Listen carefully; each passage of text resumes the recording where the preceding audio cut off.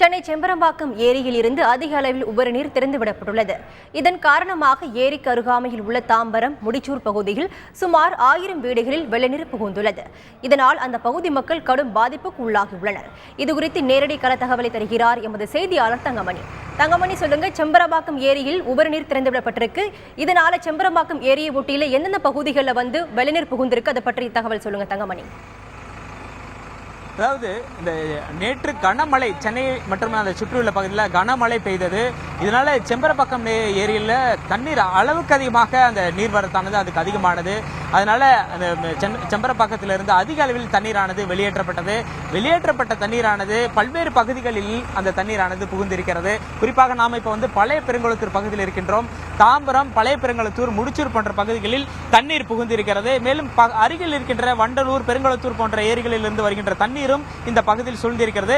இந்த காட்சிகளை நேரடியாக நீங்களே பார்க்கலாம். நாம் இந்த ஜேசிபி வாகனம் மூலமாக உள்ளே சென்று கொண்டிருக்கிறோம்.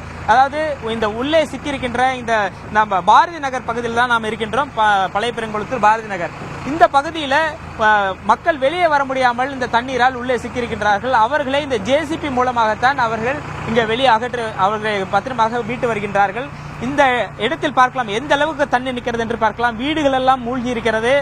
அதாவது கடந்த 2 நாட்களுக்கு முன்பாக மழை அளவு குறைவாக இருந்த காரணத்தால் தண்ணீர் சற்று வடிந்திருந்தது. அதனால் மக்களின் இயல்பு வாழ்க்கை திரும்பி இருந்தது. இந்த நிலையில் நேற்று மழை பெய்ததால் மீண்டும் இந்த தண்ணீரானது அதிகரித்திருக்கிறது. இதனால் மக்களின் இயல்பு வாழ்க்கை முடங்கி இருக்கிறது. இந்த பார்க்கலாம், வீடுகளுக்குள் தண்ணீர் இருக்கிறது. மேலே மக்கள் எல்லாம் நின்று கொண்டிருக்கிறார்கள். வெளியே செல்ல முடியாத நிலை தற்போது இந்த இடத்தில் இருக்கிறது. இந்த பகுதி முழுவதும் தண்ணீரால் சூழப்பட்டிருக்கிறது. தங்கமணி, அந்த பகுதியில் மின்சார வசதி இருக்கு அந்த வசிக்கும் மக்கள் பாதுகாப்பு இடங்களுக்கு வெளியேற்றப்பட்டு விட்டார்களா? அவங்களுடைய கருத்து என்னவா இருக்கு தங்கமணி? அதாவது இதுவரைக்கும் இங்கிருந்து ஒரு 5000 பேர், ஒரு 2 நாட்களுக்கு முன்பாக ஒரு 3000 பேர் இங்கிருந்து அகற்றப்பட்டிருக்கிறார்கள். இந்த நிலையில இன்று மட்டும் ஒரு 1000 பேர் இந்த பகுதியிலிருந்து வெளியேற்றப்பட்டிருக்கிறார்கள். ஏனென்றால் அவர்கள் இயல்பாக இங்கே வசிக்க முடியாது. அந்த சூழலை பார்க்கலாம் எந்த அளவுக்கு இருக்கிறது என்று. ஏனென்றால் வீடுகள் முழுவதுமாக தண்ணீர் இருக்கிறது. அவர்கள் அன்றாடம் பயன்படுத்துகின்ற படுக்கை அறை முதல் அவர்களது சமையல் அறை மற்றும் பிரதான அறை என்ற எல்லா அறைகளிலும் தண்ணீர் தேங்கி நிற்கிறது. இந்த வீடு முழுவதும் தண்ணீர் இருப்பதால் அவர்கள் அன்றாட வாழ்க்கையை இந்த வீட்டில் இருந்து அவர்களால் செய்ய முடியாது.